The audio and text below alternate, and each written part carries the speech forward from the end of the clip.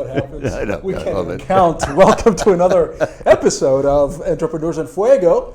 We're documenting the journey of amazing entrepreneurs, such as my new best friend. You and your wife have been so kind to come today. Thank you. Pat Fleischman, and of course Howard Fleischman from Community Tire Pros. And auto repair. Yes, sir. I love you, man. And auto repair. How you doing? How are you, my friend? I'm great. And Good. you?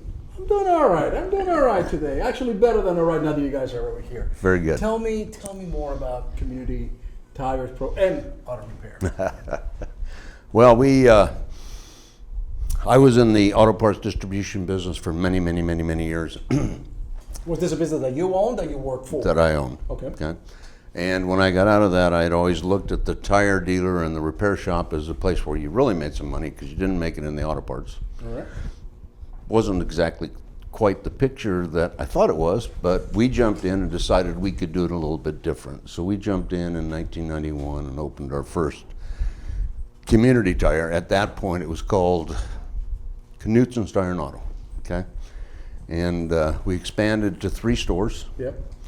And it was kind of fun. In '95, I left the auto parts distribution business, sold out, and we started to expand and grow the company. So, Were you always an entrepreneur, or did you ever work for somebody else? I started right out of high school and working for large corporations like Global Automotive Enterprises and people like that. But I didn't fit. It just didn't feel right. What didn't feel right? I didn't have the controls. All right. The yoke wasn't in my hand. So I stayed with them for about 7 years and then had an opportunity to buy out a very small parts distribution center here in Phoenix. This show, Howard, is about your journey as an entrepreneur. And what I'm hearing is that for a lot of entrepreneurs that wanted to be in business for themselves, that you were a misfit. You just didn't fit. feel it. You just, what was it about it? And you said the control, yes, but there must have been something else that perhaps, hey, I can do better than these guys right here, and I've got to, and they're not listening to me. Was that something like that? Oh yeah, absolutely. And I can fast forward that to today, and we can go back. But for example, my wife, who's here with us today, her title is Director of First Impressions. So when you walk into our stores, because I believe it can be better, women are comfortable. Our bathrooms are designed out of $2 million homes. The waiting rooms are luxurious. And it's designed that way because it doesn't have to be like an automotive center. Grimy, okay. And the old idea that there's a guy coming out, just with a rag going, yeah, it's going to be about $600 for your tires. You don't feel any of that. In fact, I would say probably 60%, maybe 70% of our customers are female. Things are falling off right over here. Don't worry about that. So go back to where I was. You take those kind of suggestions, like let's create wow in the parts business, and the guy that's controlling the purse strings says, I don't see it. You can sit in that chair just fine. You don't have to have wow, okay? So those kind of things, you want to take control of those things and see if you can make it different, yeah. Any bother you? And at some point you say, all right, you know what? I can do better than these guys. Yep. I love them, but I can do better. That's right. And so you take off. So we took off. We built Cactus Supply up to 3 distribution centers in Phoenix, 1 in Tucson, 2 in Mexico, and then I sold it off. New Mexico, sorry. So this journey is taking you, you're doing your business, and certainly you find a niche, right? Yep. You find that if you introduce the wow factor in your stores, that it will be less threatening, and indeed you have a nice niche, which are 60% women. Yep. So they're going to feel very comfortable coming to your place. Absolutely. As you are growing, what kind of obstacles did you face that you can kind of share and say, you know what, this was my biggest challenge, and this is how I overcame? Biggest challenge is, as an entrepreneur, you judge people by your morals. We had a huge embezzlement, which I was in total disbelief that it was even happening. So if I can tell anybody anything, you start number 1, the first thing you do is get outside, book control, don't keep it internal, so somebody else is watching you. Because an entrepreneur is focused on, let's make this happen. not what's happening behind them. That was my biggest obstacle. We had a $1.2 million embezzlement. Just about put us out of business. Okay. We came back from that and learned a lot from that.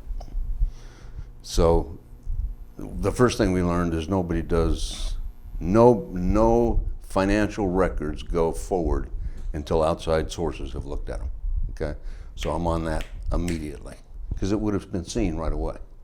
And Howard, it doesn't matter the size of your organization, but the sooner you start, what I'm hearing is that the better off you're going to be. Yep. Because if you're projecting your growth and you're invested in your dreams, the last thing you want is somebody not only stealing your dream, but stealing the cash that's coming in. Absolutely. We take our jobs very seriously. We've got 50-some families working for us. We're concerned that they have income every day. We work hard to make sure that that happens. And we hope at the end there's some extra profit to reward us for what we've done. But the profit isn't the reason we're there. The reason we're there is we can do it better. And that's what I hear from most entrepreneurs. They want to take a new idea and they want to go do it better. Is it better to be second and always striving to be the first, or do you get comfortable being the best? It's better to be second because you're always trying. You're always trying. And if you're first, everybody's shooting at you. That's right. That's right. So it's better to be second and keep reaching. In your journey, and we're hearing your amazing story and how you have overcome this. A lot of people would have just folded, right? I mean, the attorneys told me I couldn't save it. Shut it down. When you discovered this, how long did you allow yourself that little pity party and that anger before you said, you know what, no, this is what we need to do, and you saw that there was a path that you needed to take? I have to turn to Patty the next morning. The next morning, we had 50 families, and not one payroll went without We never someone missed a being payroll. paid. Not one.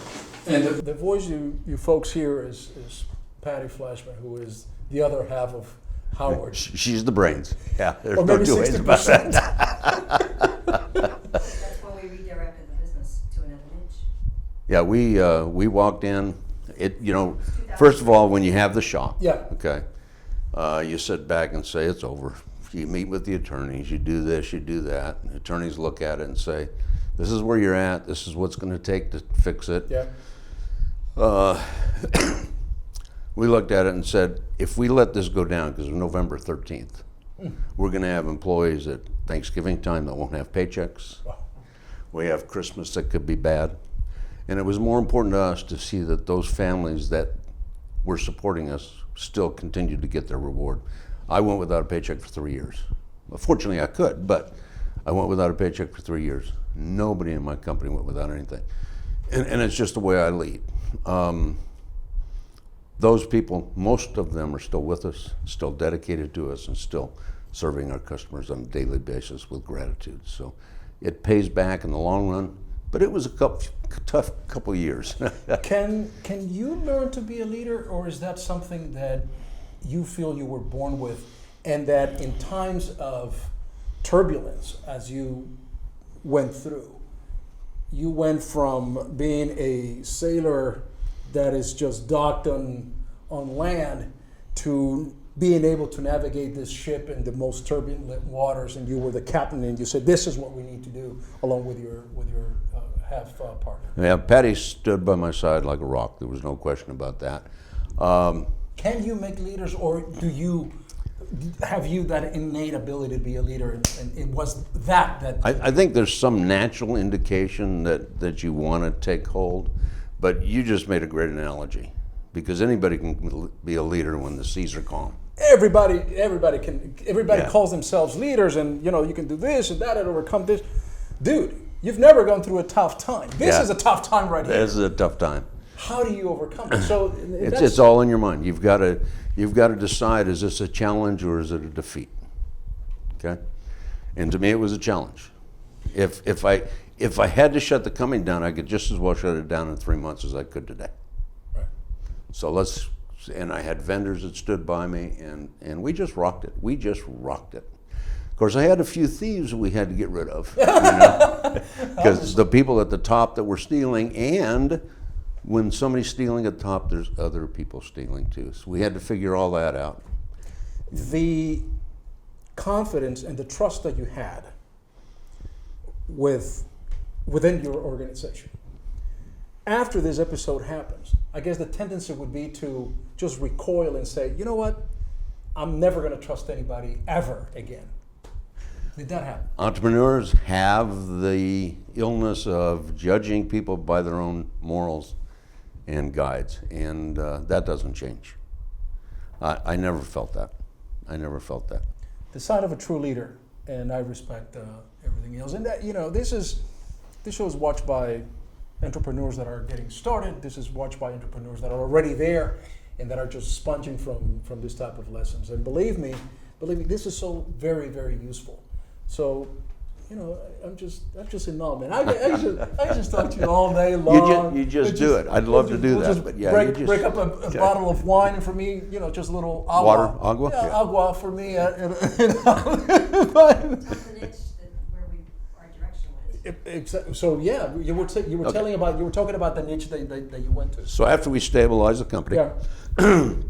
and I have a business partner, Claude Case. Claude and I both put $600,000 in, satisfied the bank, and took over funding ourselves so we could, get it under control. Then I sat down with my managers and said, who's your best customer? This is how she got started, because their first answer was women. I said, okay, how are we going to market to women? What's the best way to do this, so on and so forth. Then one of my managers said, hey, if you really want to know my best customer, it's my gay customer. I said, really? And he said, yeah. He says, women, if you treat them right, charge them the right price, they come back. The gay population, if you treat them right, charge them the right price, fix it the first time, they come back and bring 6 friends. So we actually went out and marketed to a niche. Actually, I sat down with a competitor in town and said, how do you market to the gay community? This is a lot of years ago now. This is almost 20 years ago. You know what he said to me? Here in Phoenix, Arizona. Yeah. His response was, I don't want them in my stores. Oh, God. So I went home and I looked at Patty and I said, underserved market. People indicate they don't even want them. Jeez. It's so simple to figure out. And I have a nephew that committed suicide because he was gay. And Patty has a sister who's gay, who's part of the family. We don't think anything about it. So I started going to the gay chamber luncheons to kind of learn about the group, so on and so forth, and they became a good portion of our business.